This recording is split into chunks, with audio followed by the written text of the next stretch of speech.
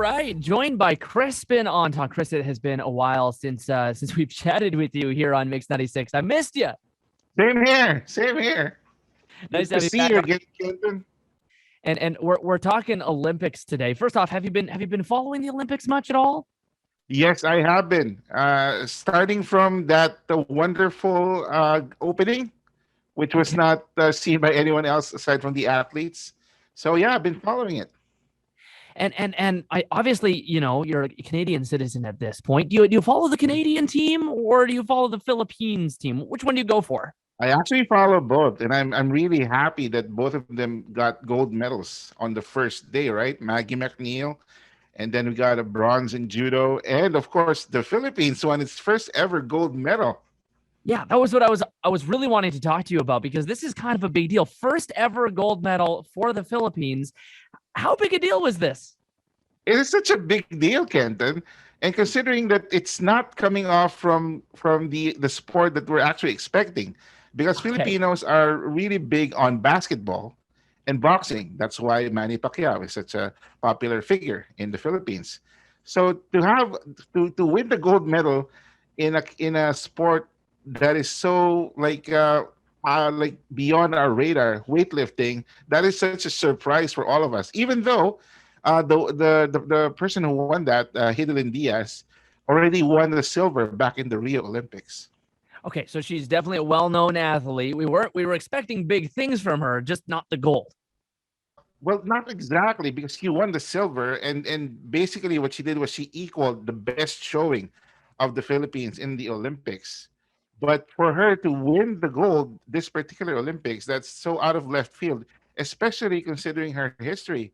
I've been following her story when she was still training, and she had to train during the pandemic, during the lockdowns when all gyms were closed. So if Mhm. you follow her Instagram, she actually tried to be creative when it came to training in hotels and at her home. She had to use improvised equipment to do that. And on top of that, she got into a list of supposedly um, government destabilizers back in 2019. She got Oh. into a list of all things. And what's bizarre about that is that she's an Air Force servicewoman. And now I understand that she also gets quite a few rewards from the country of the Philippines for being the first with a gold medal. Is that right?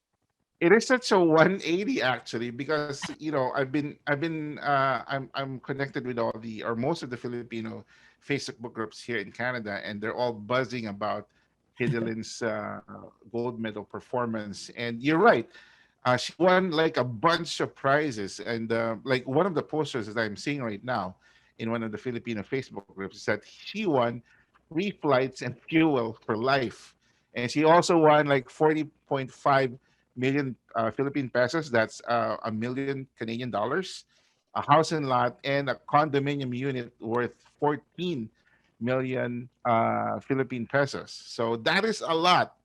That is a lot. So And not basically, to mention the endorsements that are coming her way. of course. So she's got a lot of money. She's got two homes out of the deal and basically free travel. We travel. Yeah. Well, as soon as the restriction loosen, of course, then she's going to Yeah. get the most of that. But there's no Canadian athletes that even get close to that amount of prizes. Well, that's right. But then again, you have to consider her situation and the country situation, Yeah. because this is the first in 97 years. This is the first one to ever won a gold medal for the Philippines. So she's getting all of that honor, all of that incentive, and it's well deserved, well earned for her. So all of these prizes, were they basically up for grabs for anybody who won the first gold? Yes, it is. It is an incentive that's like it's like a grab bag for anybody who brings home the gold. And if somebody else brings home the gold, then that's another bunch of prizes for that person. Dylan, on Well, that. that's really cool. That is really, really cool. Thank Yeah. you so much for chatting, Chris, and have fun watching the rest of the Olympics. Yep. Always a pleasure being here with you, Kenton. Absolutely.